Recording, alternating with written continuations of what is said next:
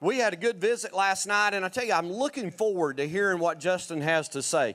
Dr. Justin Benavidez, West Texas A&M University, and works through Agrilife Extension as well. And what I like about Justin is how, let me say this, my wife got a degree in ag economics, right? And I've got dyslexia, and so I'm really glad because I get my numbers turned around, and she keeps us on the straight and narrow. And I need help with that.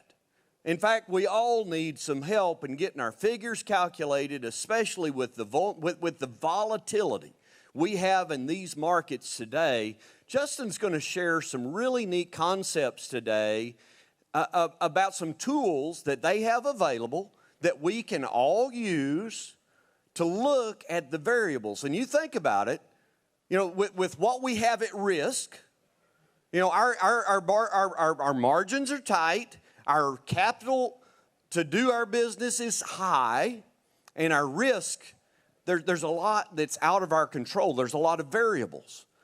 And especially with markets and weather, those two things that are not in our control, as those things flux, Justin and his team have helped develop some tools that I think you're going to enjoy that will really help you. Can I share the story about what Granddad did? All right. As Andy would say, I got a little story.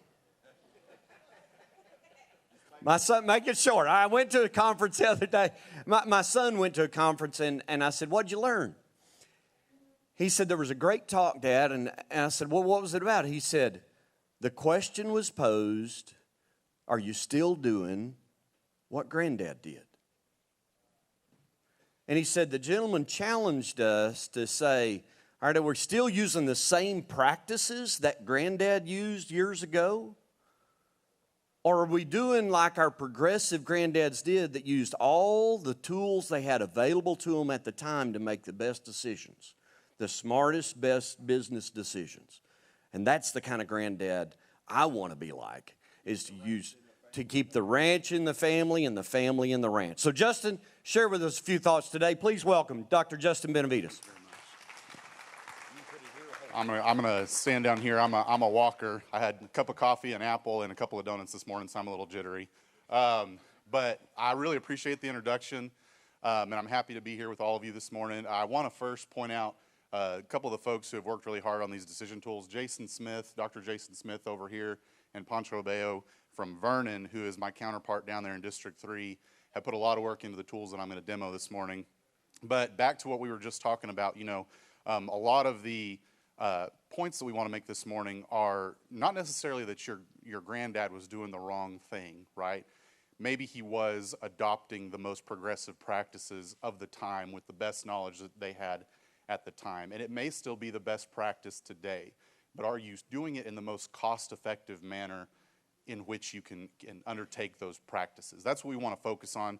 There's a lot of different decision tools that we have available at Texas Agrilife Extension.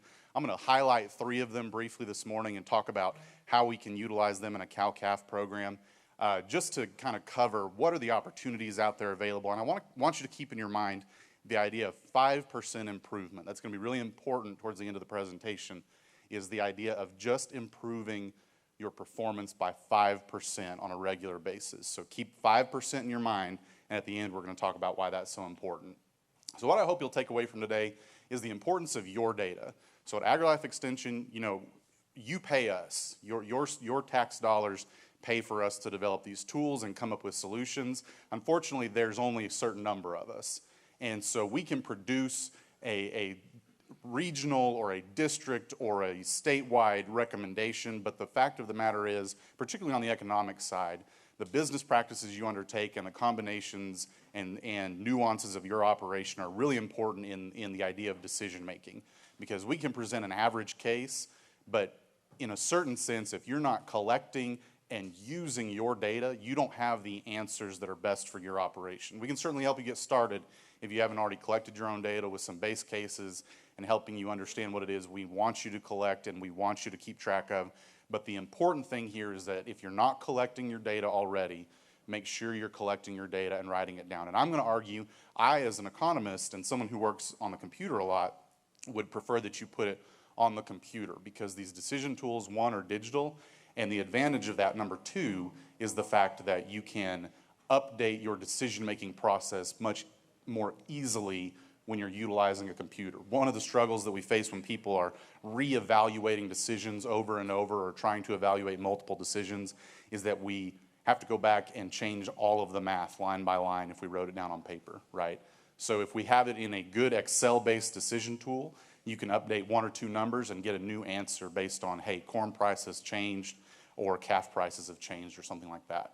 Again, I want you to focus on the value of using your data in decision tools and what these decision tools can do for you. I am an economist, right? So I crunch numbers all day, and I don't want to sit here and tell you that I know what is best for your ranch. I've never been to your ranch. I don't know exactly the nuance that is present in your production system. I don't want to tell you that I know what is best for you to do. And what we're presenting today are tools that can help you evaluate what is best for you. And we're certainly willing to help you use these decision tools. You can call us and we'll talk to you about how to utilize them. But again, I don't want to stand up here and preach to you that we know the right course of action for you on your ranch. We know in general, again, what best management practices are, but we want you to have the capability and the tools to evaluate these decisions and these choices for yourself, to find out what works for you in the best case scenario. What we're going to highlight again are 3 decision tools very briefly. Some examples that we have available online. These are free to you, they're available, and I would argue again that they're free for you to download, but you've already paid for them, right? Your tax dollars and the revenue generated through those tax dollars paid for us, either through federal grants or our salaries, to develop these decision tools. So you've paid for them, you might as well use them. So keep that in mind, and we'll go ahead and dive on in on why you should use the decision tools. A lot of us make those windshield decisions, and I do it myself, right? We're driving, we've got some spare time, and we can start thinking about what changes we can make on our operation and what the outcomes of those changes potentially are. The struggle is, are we evaluating all of the different outcomes that are possible? And so one of the questions I want to make sure and ask is, are you ranching for a profit?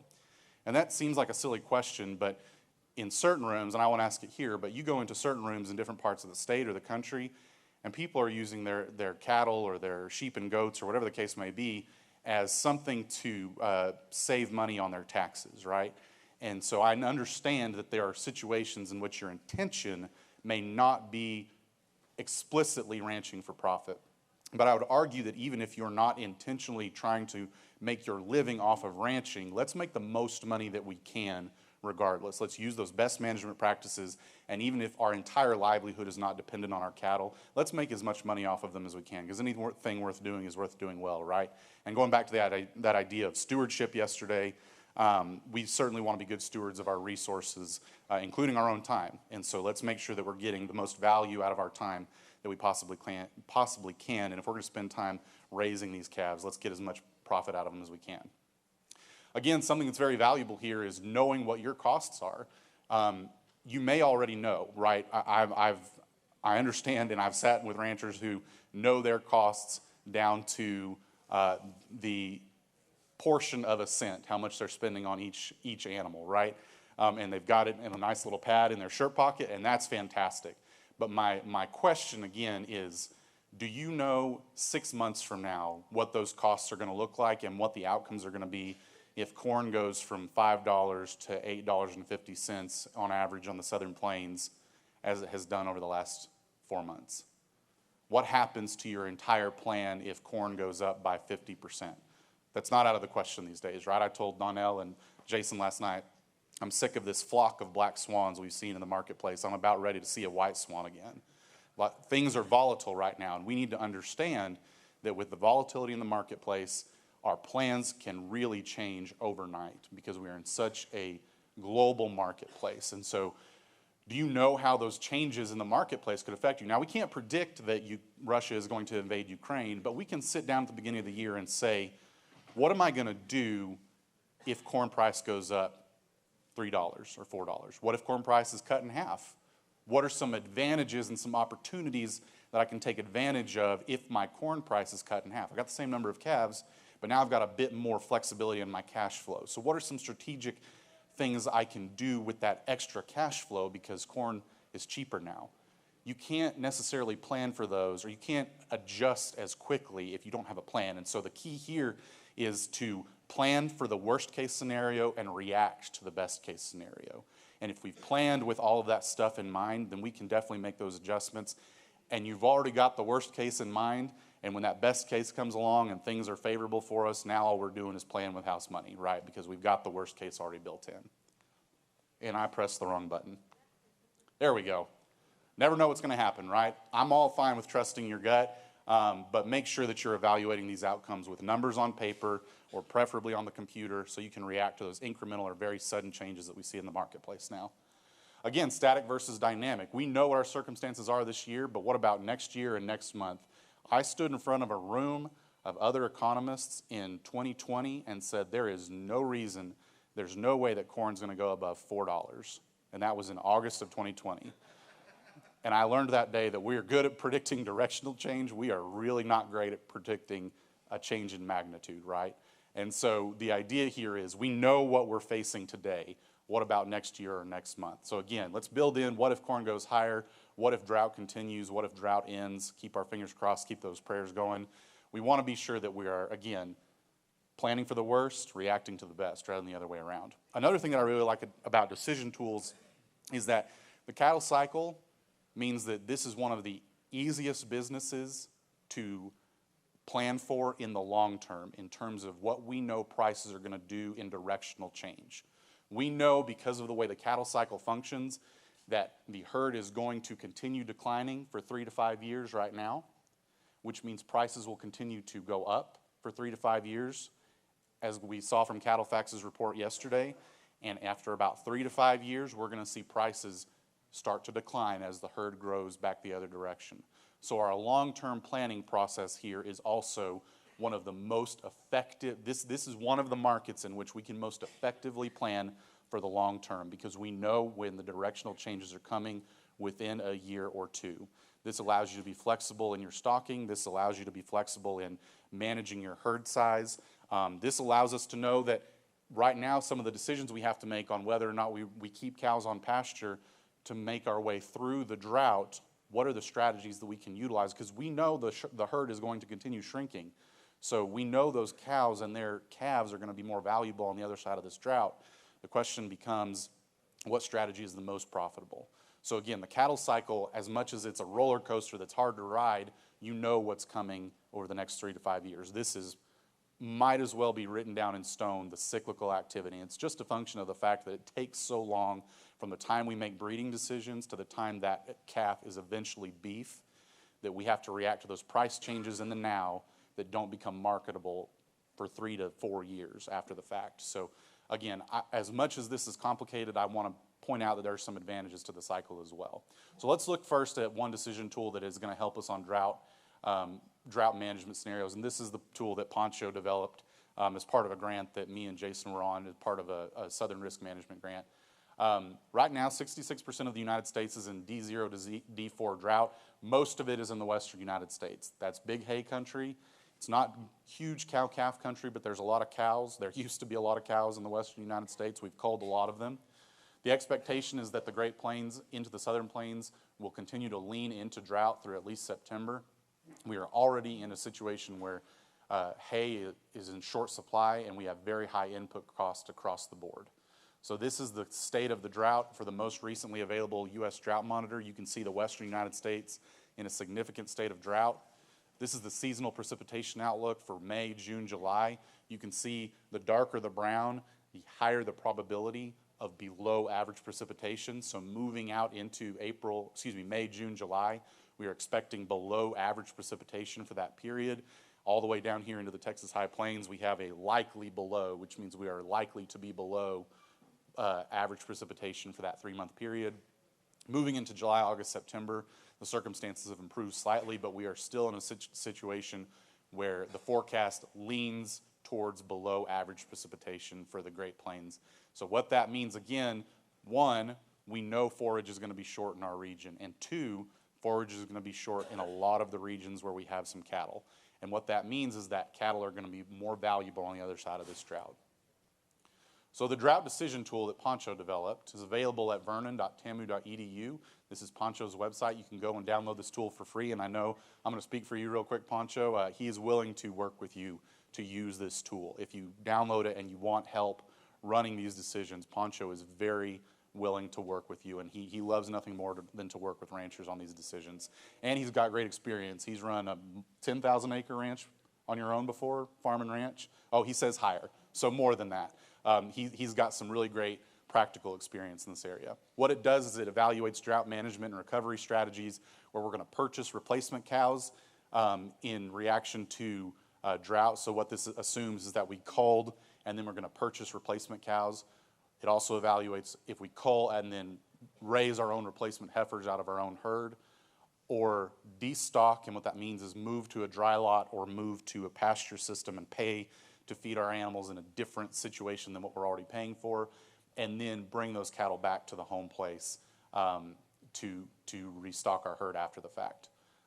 You can vary a bunch of different things in this production system: when to cull, when to restock. You can change a bunch of different expenses. You can change those expenses over time. So there's a lot of different flexibility in this tool. And I'll be honest with you, most of the time, if you want a capability in one of these decision tools that we haven't built in, we're very willing to increase the capabilities of those tools when we can to help you answer the questions that you have. So, I'm sorry, go ahead.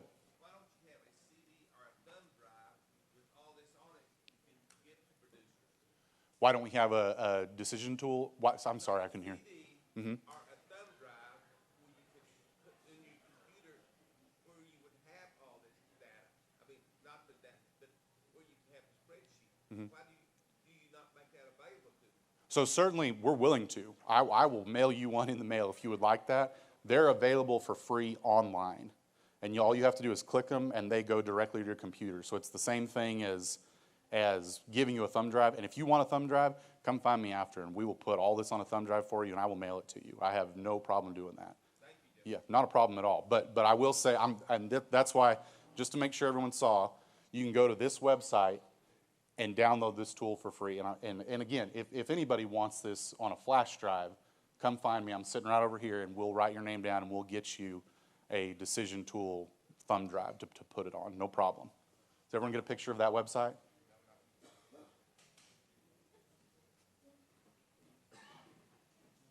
Okay.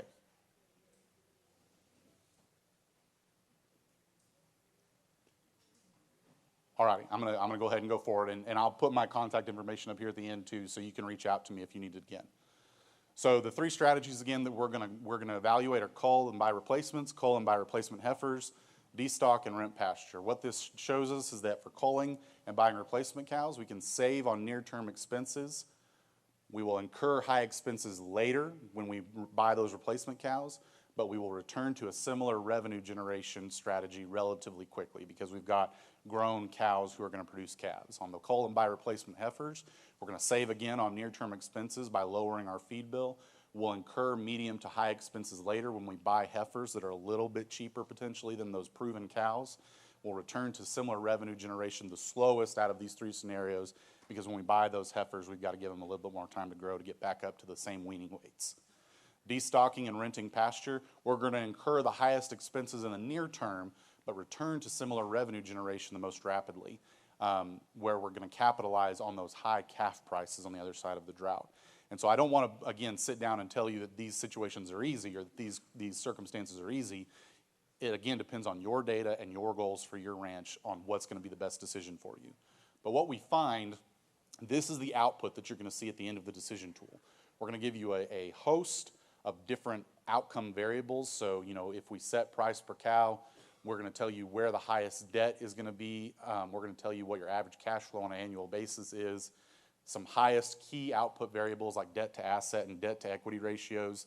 The key I like to focus on here is the years building back to your equity, and then years to restock back to your pre-drought stocking rate. So years to building back equity, you can see again the highest in purchasing cows, because on the other side of the drought, what do we know? cows are going to be incredibly expensive. And so highest to build back to equity on purchasing cows, raising heifers and depopulating the herd or destocking and moving to a different location, building back to equity at the same time at about the same pace. But as we'll see on this next little chart, our equity is a little bit higher in year 5 than it is in destocking the herd than it is from raising heifers. And again, the idea here is that we're going to take advantage of the cows we already own, those high calf prices on the other side of the drought.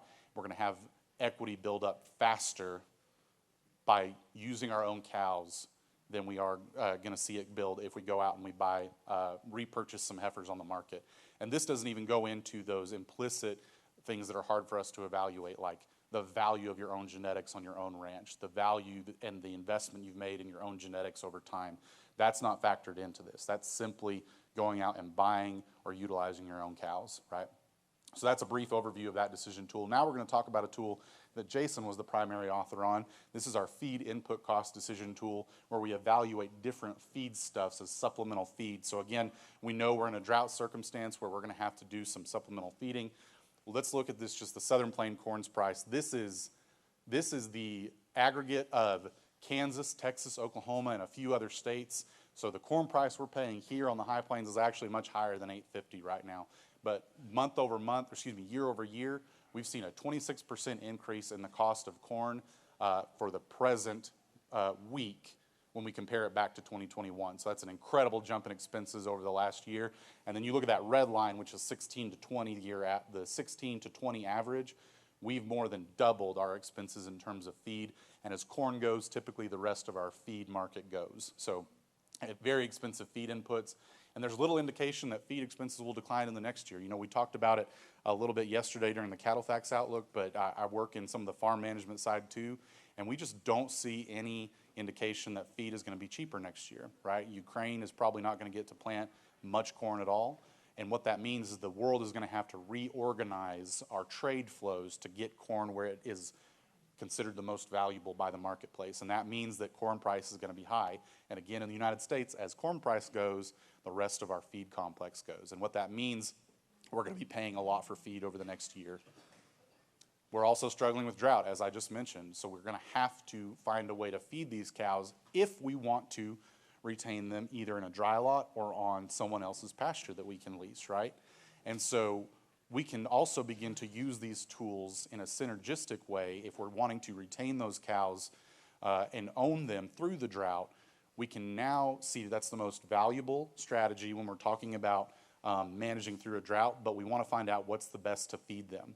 So among tough choices, if we're keeping those cows to take advantage of high calf prices on the other side of the drought, what is the least costly way to do it? So we're going to look at this feed cost decision tool. This one's available at beef.tamu.edu. This is Animal Sciences Beef website.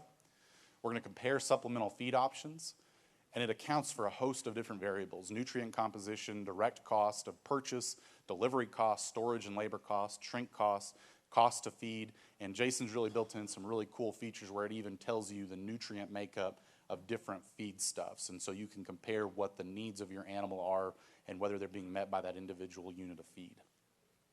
We're going to compare whole cottonseed against dried corn gluten feed and range cubes, and I've got the prices set right there and the amounts that we're going to feed based on the differences in their nutrient makeup. Like I said, they're built into the decision tool, and so you're able to reference back to those items whenever you're making this choice.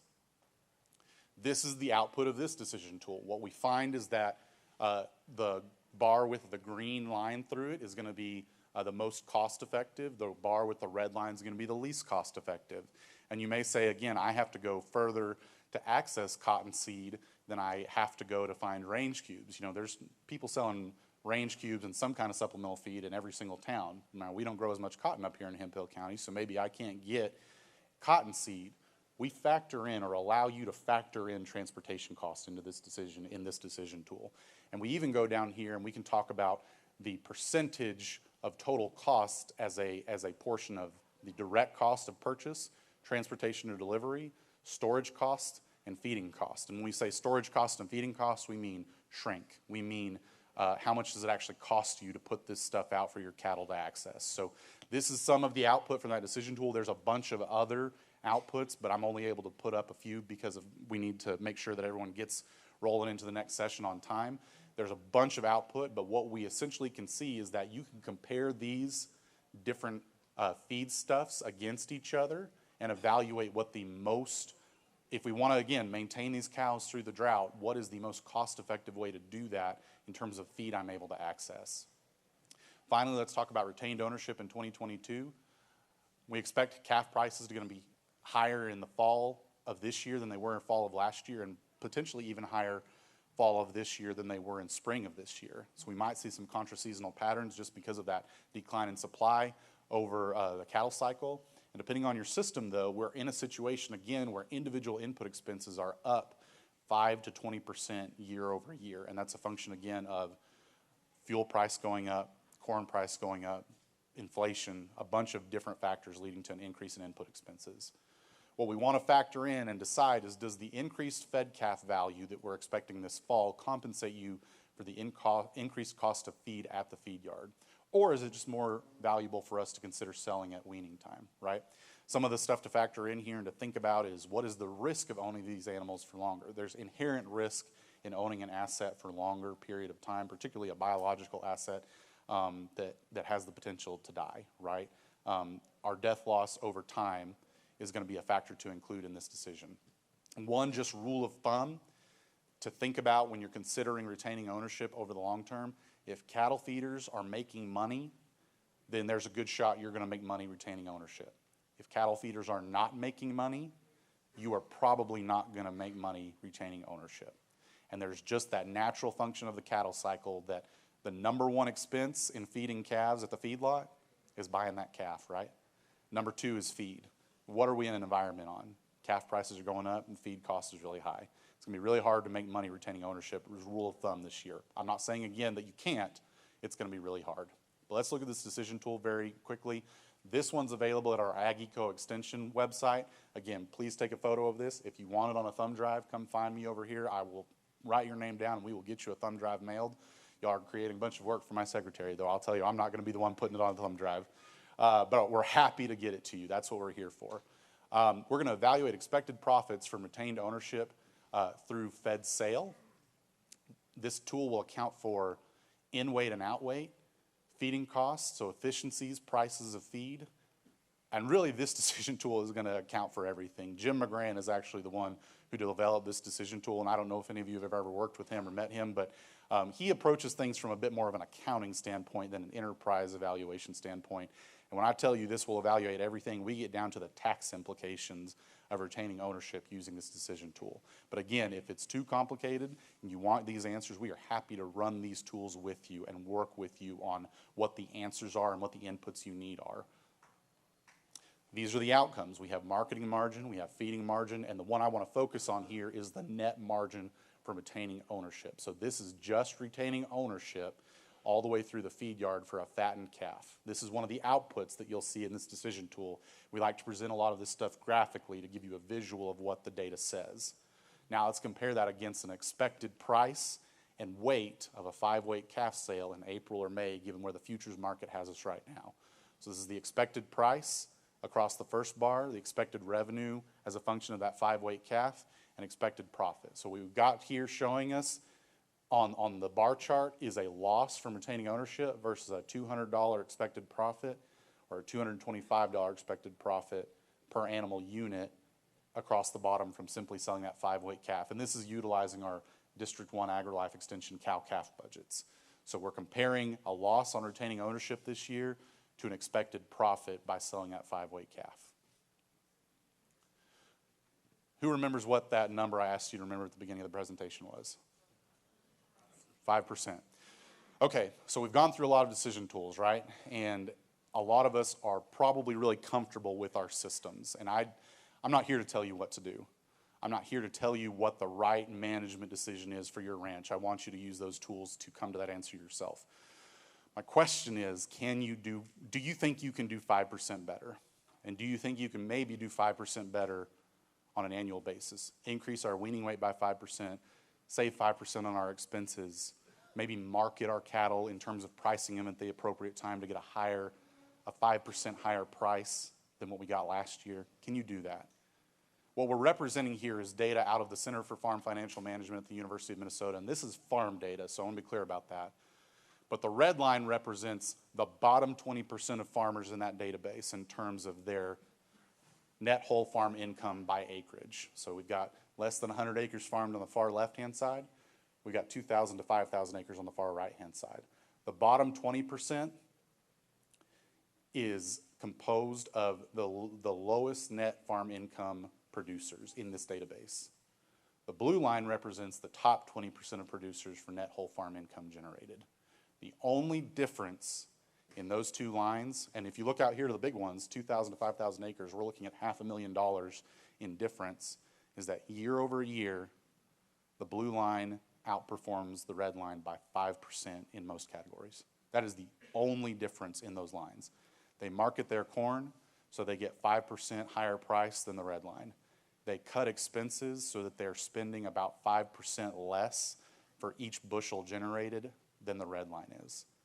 That's all the difference is in these two lines. It's 5% improvement year over year. So my question again is, can you improve 5%? And if you don't know how, these are what these tools are for, is to find that 5%. We want to help you find that 5%. That's all you have to do to start seeing big improvements year over year, because those improvements compound. Risk management, we want to plan for the worst case scenario, react to the best case. We can use these Excel tools to do that. Evaluate whether the risk management options like insurance and hedging work for you over time. We certainly want you to be able to evaluate all these decisions. Calculate what you need to do to get 5% better. Use those tools to make sure that you are making the best decisions possible. If you want to gain 5%, let's go back to that idea of heterosis yesterday. If I want to gain 5% weaning weight by changing bulls potentially, what's the extra weight worth, and therefore back calculate to what can I afford to pay for a change in bull. We can manage these decision tools very effectively to answer a bunch of different questions. Here's a bunch of other decision tools that are available from Agrilife as well as USDA, some other uses for them. If you want to take a photo of this, we've got 30 to 40 decision tools on these Agrilife websites that are available for you to use, at your leisure and for free, and I will help you find them if you need them. I'm going to do a brief plug real quick. Tiffany Dowell-Lashman and I, again, Tiffany is probably our most popular specialist. We're doing a direct-to-consumer beef sales workshop. If you want to sell beef directly to consumers rather than to the marketplace, we're going to help you learn the legal implications of that system as well as the economic implications. So I'll help you, again, walk through that decision. This is on June 17th in Amarillo. We're going to evaluate a bunch of different topics. If you want to be involved in this program, you can call that number at the bottom of the screen and ask for Lucretia Garza. She's the one who's going to sign you up for the program. We would love to have you come join us, and we're going to evaluate a bunch of different questions there. That's my information. Again, I work for you. If you need help with something, please call us, and I know all of our specialists here on the side of the room would be happy to help you as well. So I think, do we still have time for questions? Have I eaten up my entire time? So I've got a couple things I want to say, Justin. First of all, my dad was an extension agent for over 30 years. I went to A&M. I got this Aggie ring on, had a lot of experience.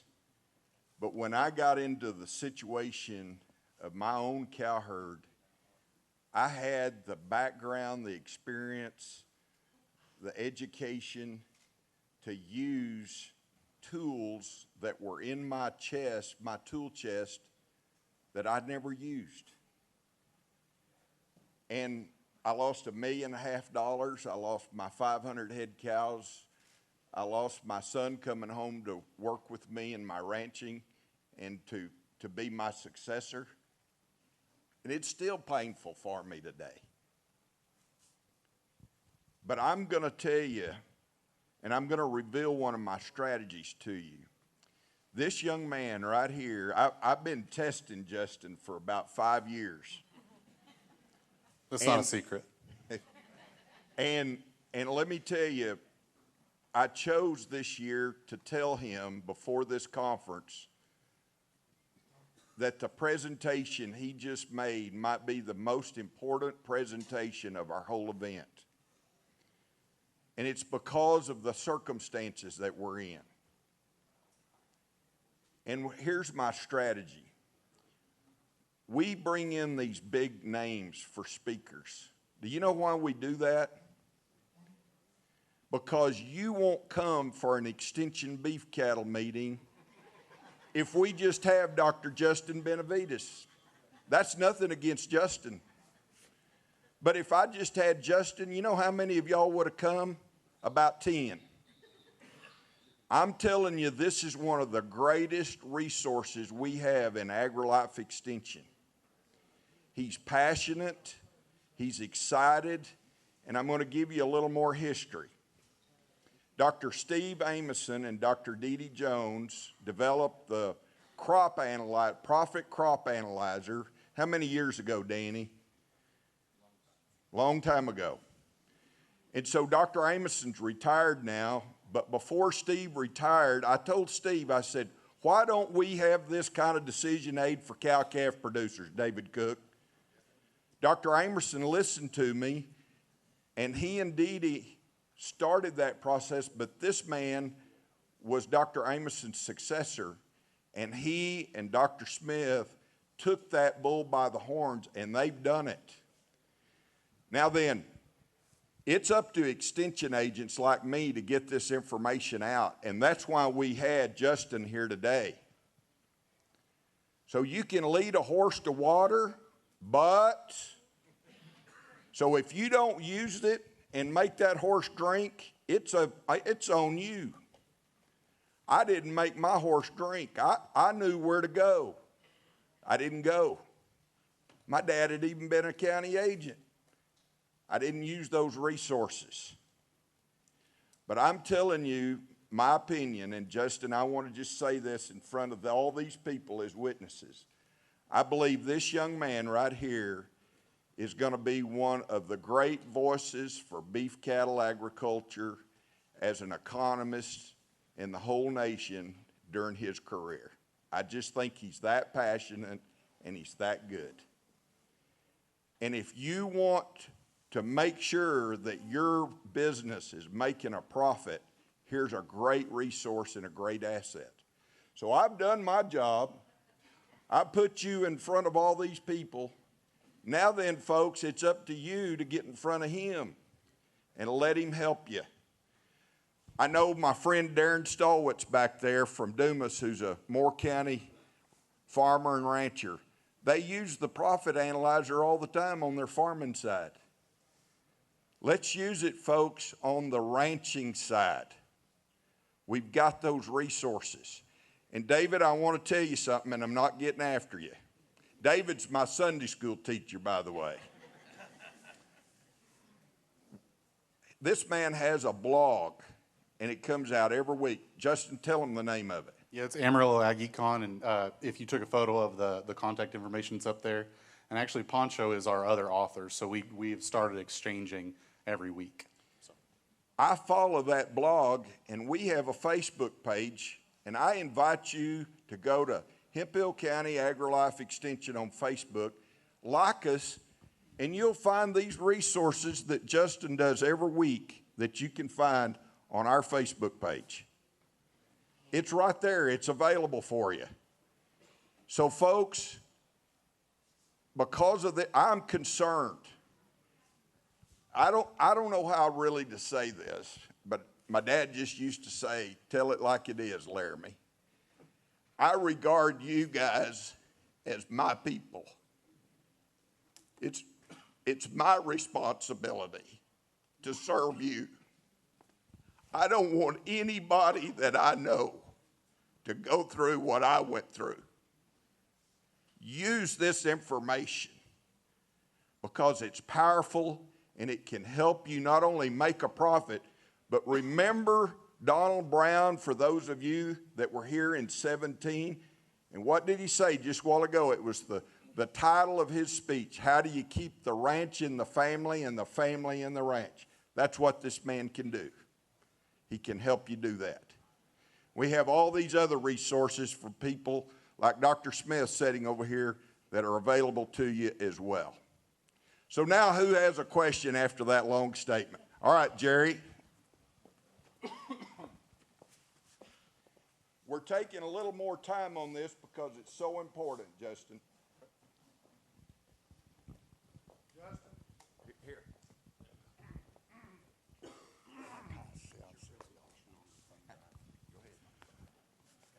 the average age of a rancher today is a lot older than me.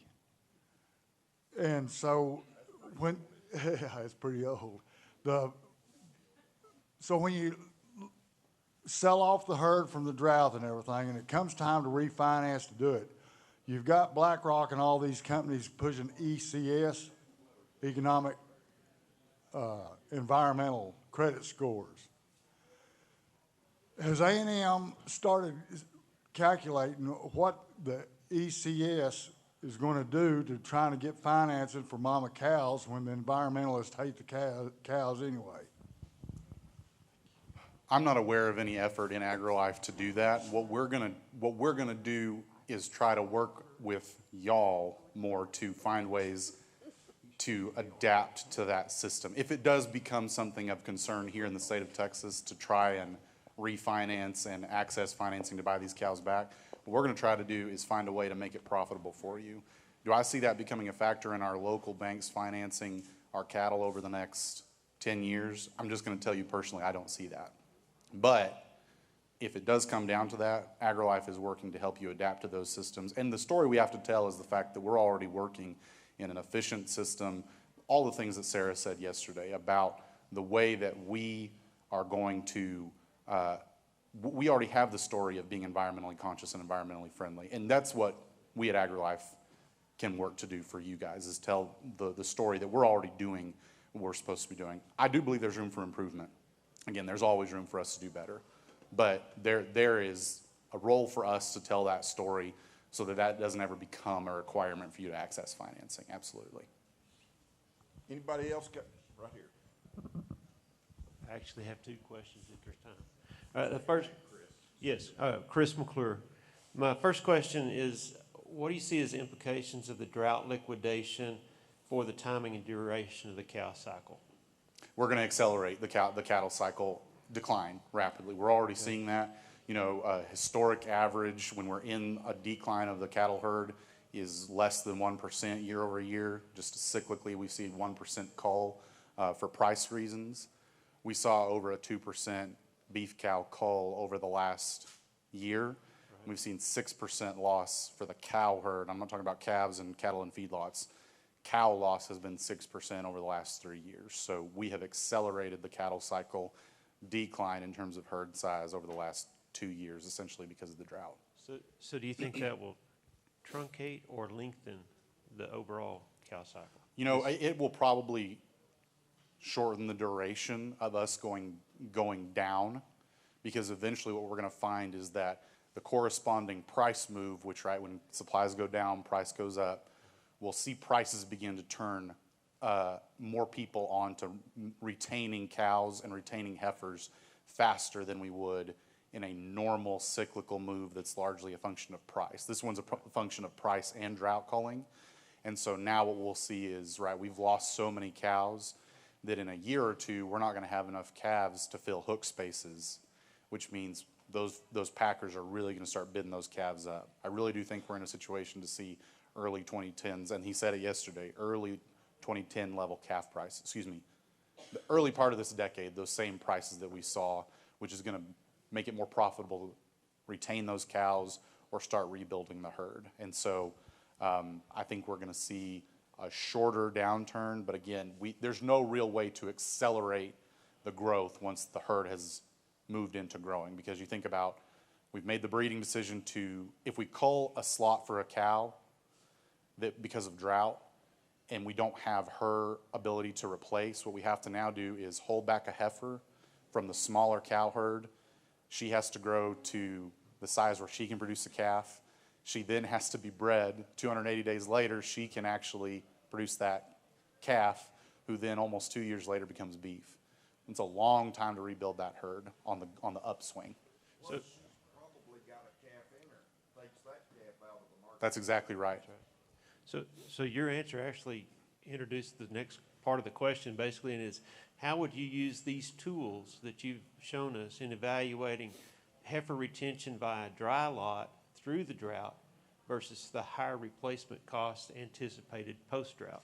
Absolutely, and that is the specific circumstance that Poncho's drought decision tool is designed to do. And so You can go into this decision tool and you can input what your cost of maintenance is for cows, whether that's in a dry lot, whether that's on pasture. We can adjust the circumstance for you, and let's say it's $2 a day or $3 a day to maintain. You can look at that expense, and you don't necessarily have to look at it which is better, but you can look at how long can I pay for those cows to be dry lotted before it becomes unprofitable. And you know at what point are those cows going to move into, as Jason says, somewhere where they need a different career because it's too expensive to keep them. Because I'm paying for my land and I'm paying to keep them somewhere else. If you already own your land and your daily maintenance cost on pasture is $2 a day as it is, and you can put them in a dry lot for $2 a day or something like that, you can probably keep them indefinitely while keeping animal husbandry and animal welfare in mind. But if you don't own your land, that decision's a bit more complex because now you're paying a land payment and paying to keep them somewhere else. But that tool is designed for you to evaluate that decision to see how long can I dry lot those cows or my retained heifers to make sure that I can take advantage of those high calf prices on the other side. And again, I'm not going to say that this is an easy decision to make, and if you have questions about that tool, come find me or Poncho, and we're going to sit down with you and work on these questions. One last question.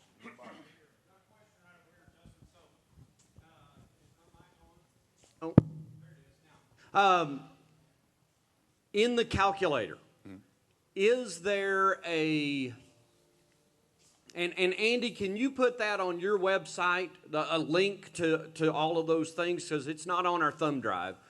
But if you'll do that. Absolutely, Okay. we can do that. So one question is, with the increasing rate of inflation, as we look at restocking, is this increasing rate of inflation involved in the calculator? You can do that. We don't explicitly have an inflation variable in any of these decision tools, but you can set the price you expect to pay for those cows on the other side of this drought if you're wanting to replace. And that goes back again to planning for the worst, reacting to the best. We can put in that decision tool, what happens if I'm paying again, we go back to that idea of $3,000 for a replacement cow, right? Let's put that into the calculator and plan for how long it takes us to restock with $3,000 replacements. And then what happens if we're back at $1,500 replacements, right? Let's plan for the worst and react to the best. And so while inflation's not included in there explicitly, you can more flexibly do that by putting in what you expect. And again, if you need help understanding or the tool or putting in assumptions, right? If you're not an expert in deciding what cow prices are going to be in a year, I don't necessarily know that I am, but we'll find someone for you to work with who can tell you what we expect replacement prices to be in a year, in 2 years, after this is all over. So Justin, one more thing I want to take off of that. I know that you and Dee Dee help a lot of farmers. They come in, they make appointments with you, and you help them with all their inputs, all their expected revenue. They look at different crops to see which crops are the best for their water, for the circumstances. Can these ranchers make an appointment with you and come see you and do this same kind of thing, except on a cow-calf basis? Yeah. So we have a formal program within Agrilife Extension called the Farm Assistance Program. It's financial and agricultural risk management program. And Dee Dee Jones, our risk management specialist, will sit down with you one-on-one, put your farm on the computer with you, and generate a simulated outcome. So again, the simulation value of this is that it's going to give you a range of potential outcomes. Worst case, best case, expected case. And she's going to sit down with you one-on-one, work through your books with you. She does it with ranchers already. I'm happy to sit with you and work through those individual decisions. Dee Dee has a background in accounting and finance. Mine's more in economics, and I know that sounds really similar. It's not exactly similar. I don't have as much accounting background. But I will help you. I will say Dee Dee's formalized program is $300 a person to run through this, but you can do it on an annual basis, and she will evaluate tons of different questions with you formally, and you get a big book, a binder report at the end of this process that shows you what the different outcomes are. If I want to buy a more expensive replacement bull, I want to evaluate if I buy replacement cows or heifers in a year after the drought's over and we expect prices to be $3,000 or $1,500. What are the different outcomes there? She will work with you one-on-one, and I'm happy to work with you on those decisions again. My role is more helping with these enterprise decisions where DD can take a whole farm approach. So can you see why I think this is so important? Does it make sense? Let's give Justin a big round of applause.